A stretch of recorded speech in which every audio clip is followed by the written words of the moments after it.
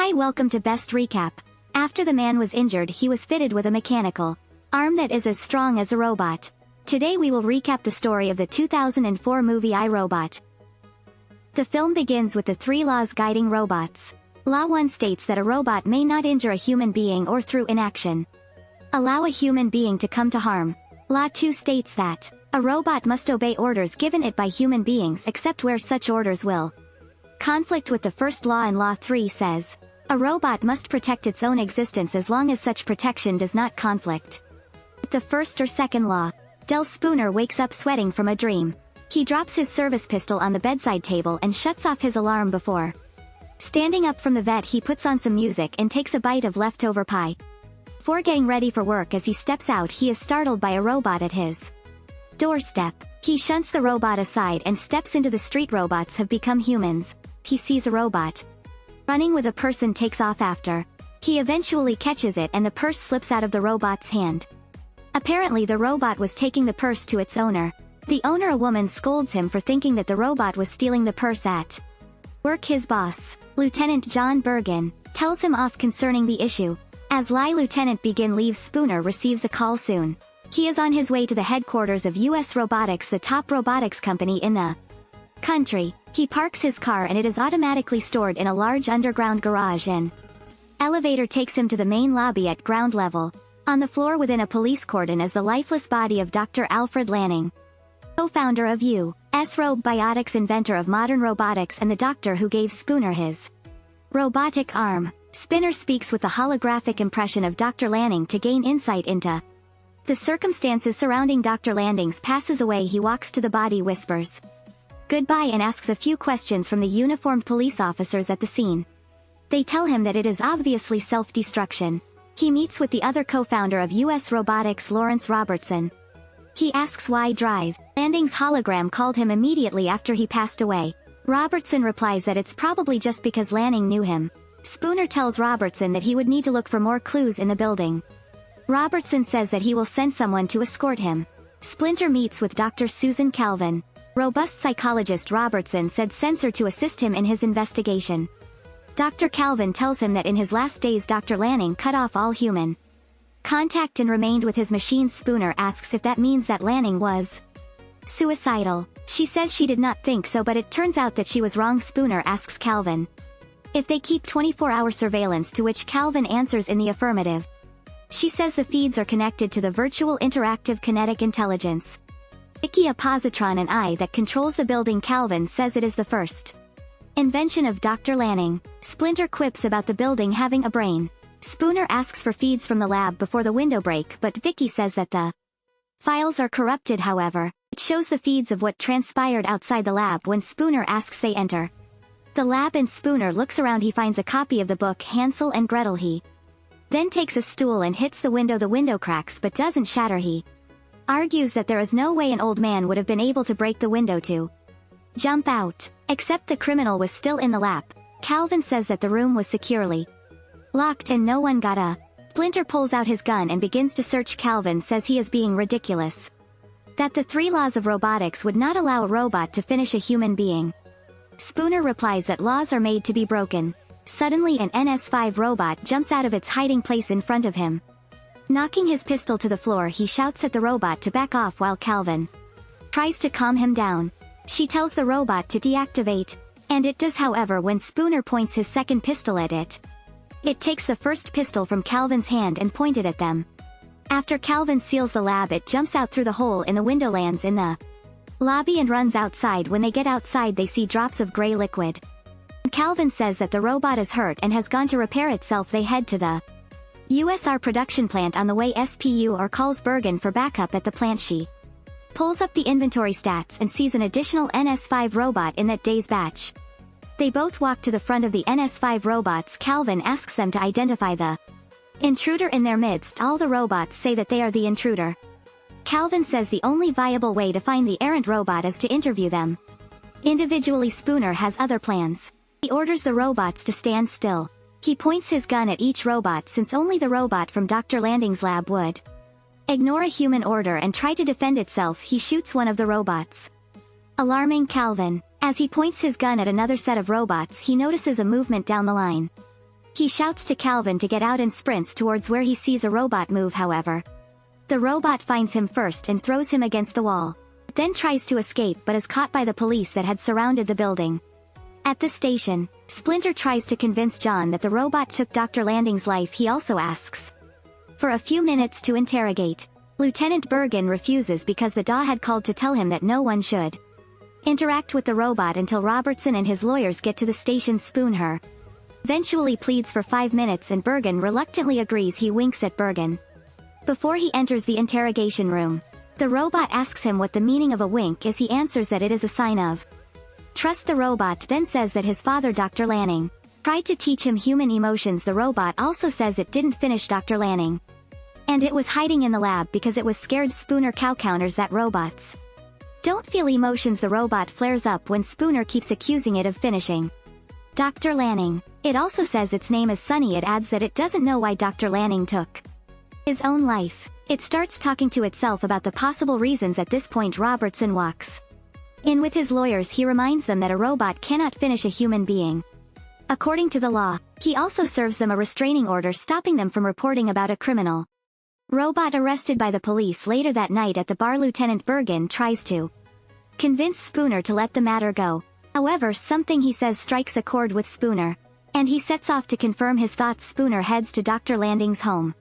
He meets a USR demolition robot outside the building and confirm that the demolition is scheduled for 8 the following morning. As he enters the house, the door closes with a bang, startling him. While he is searching the house, the time scheduled for demolition changes to 8 p.m. on the display of the demolition robot. Meanwhile, he finds Landing's cat in the house. The cat follows him out of Landing's study. He notices a bright light shining through the window behind him. He looks back just in time to get himself and the cat out of the way just before the demolition robot gets to work. He manages to remain one step ahead of the demolition robot until he jumps clear of the building and lands in the adjoining swimming pool.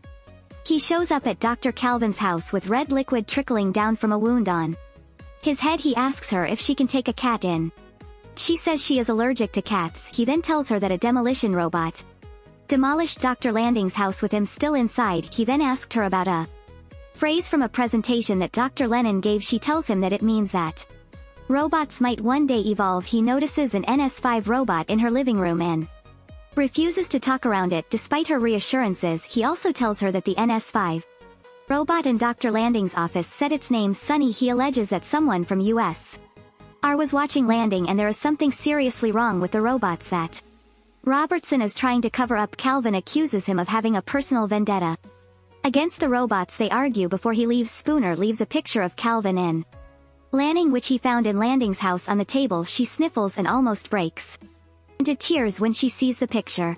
The following morning, Spooner visits his grandmother Gigi. She notices his head injury. He also sees that she has gotten one of the new NS5 robots. As he leaves, he tells her to get rid of the robot. She tells him that nothing is wrong with the robot. She mentions something about breadcrumbs. Something clicks in his head.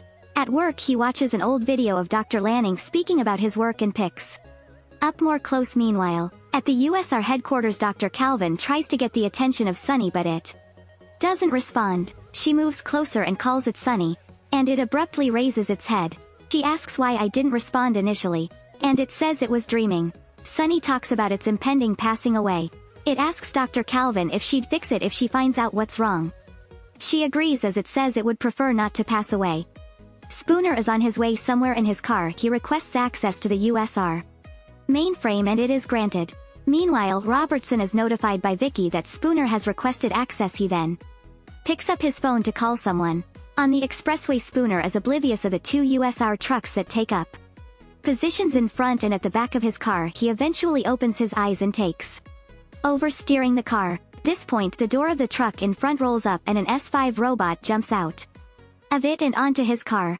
The robot tells him that he is experiencing a car accident. He shoots it and the others come. He struggles with the robots and manages to get his car out of the middle of the 2 trucks. However, the robots keep coming. While trying to maneuver, he loses control of the car. It turns upside down and crashes. Meanwhile, on the expressway, garbage robots are already clearing the road of the robot debris. Spooner survives the crash but he is groggy and his red liquid coming out of his Mouth and head. He is attacked by a one-handed robot but manages to hold it off till the police arrive. The robot runs away when it hears the sirens. Were when Lieutenant Bergen asked him about what happened. He tells Bergen that the robots attacked him. Bergen doesn't believe him and thinks he is crazy. He asks for Spinner's badge and tells him to go home. Spooner throws it at him and walks away. Meanwhile, while running diagnostics on Sunny, Dr. Calvin discovers that it isn't connected to USR and is made of a denser alloy. Spooner is repairing the damage caused to his robotic arm during the fight with a one-armed robot. When Dr. Calvin knocks on his door, she says his colleagues at station told her about his accident. When she comes in, she tells him that Sunny has a secondary system that clashes with his positron brain. She adds that this secondary system allows him to choose not to obey the 3 laws of robotics. Spooner tells her that Sunny is the key to whatever is going on. Sorry that he needs her to get him in to speak with a robot again. She agrees. While he dresses up, she tries to put on his audio player through voice command. When it doesn't come on, she touches it, and it starts playing loud music. She is startled, then he puts it off with a remote. She notices his robotic arm and asks to touch it.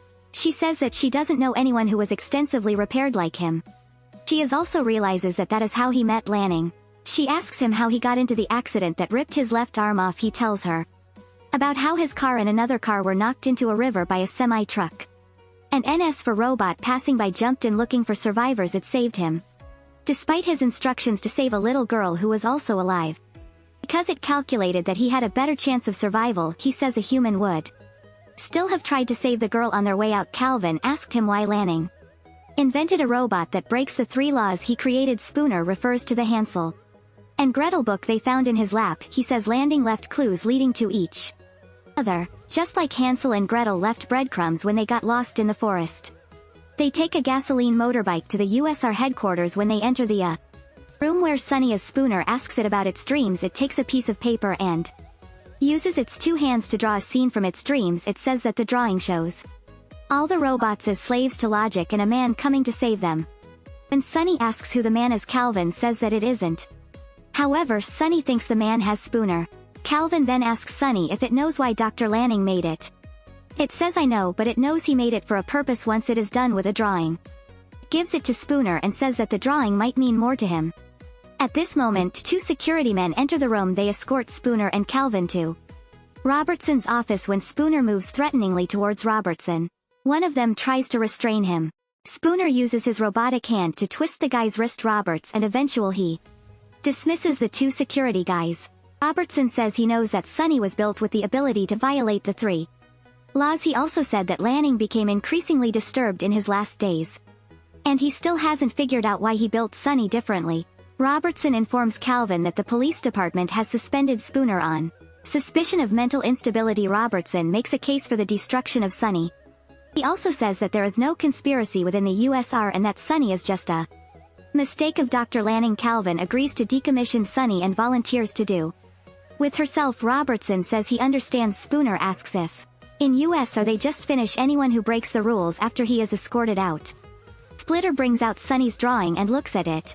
While Sunny is being escorted to his decommissioning by 2 other NS5, Spooner is gathering information on the place in Sunny's drawing. Sunny is left alone with Dr. Calvin. It is restrained on an operating chair for robots while Dr. Calvin prepares the material to be used for its decommissioning. Meanwhile, Spooner is on his motorbike again.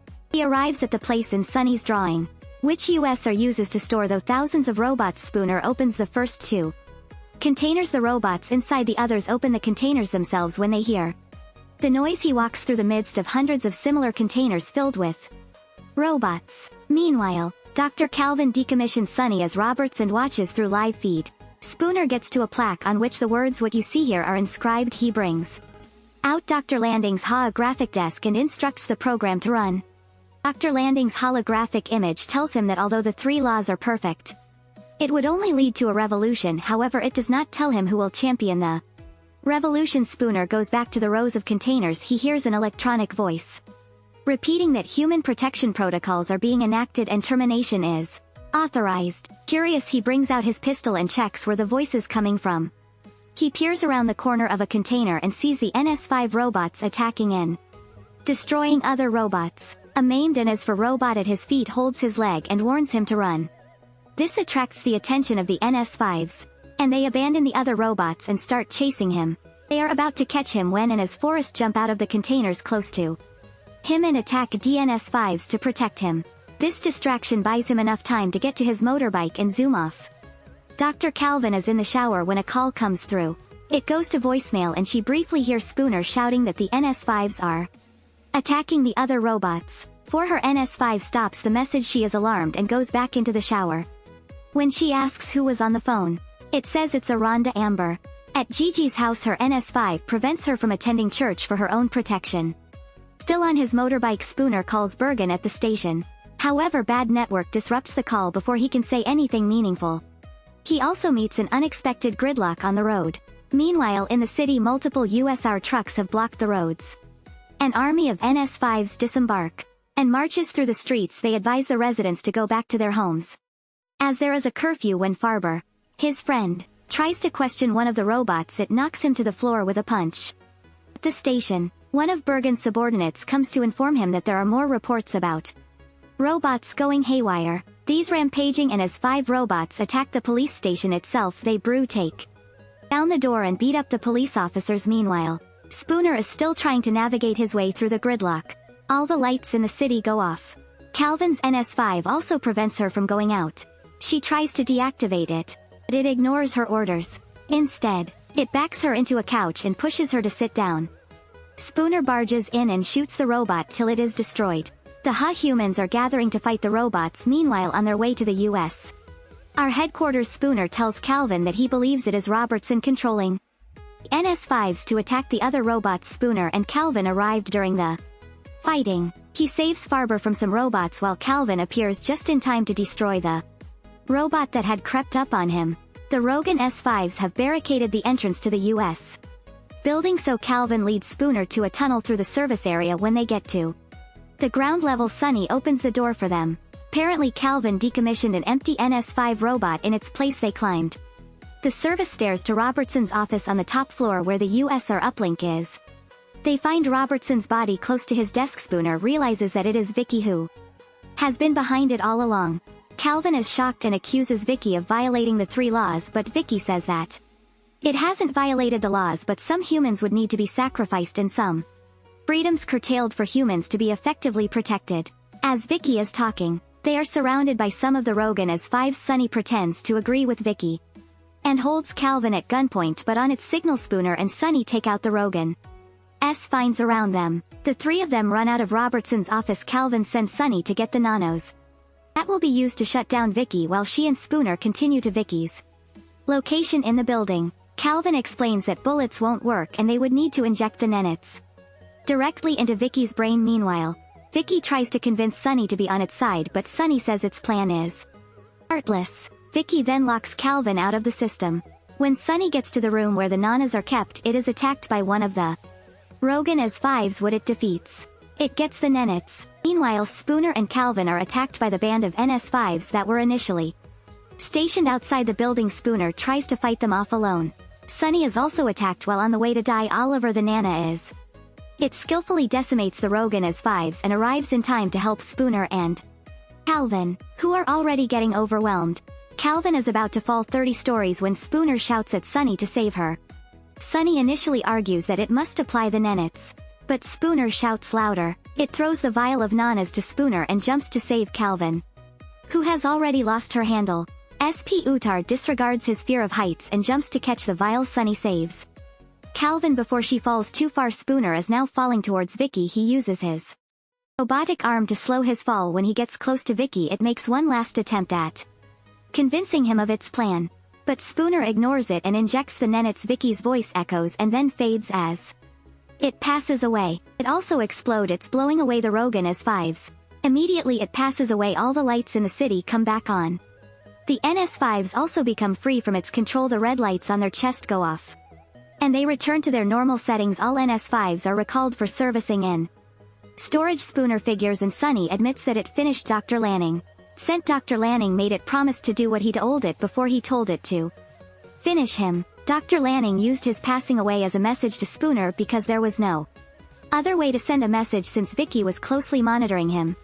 Spooner says he isn't going to arrest Sonny because technically, a robot cannot commit crime. Sunny goes to the storage area. And all the NS5 stop to stare at. Fulfilling its dream. What do you think of this movie? Please leave your replies in the comment section. If you enjoyed this recap, remember to like and subscribe so that you can watch new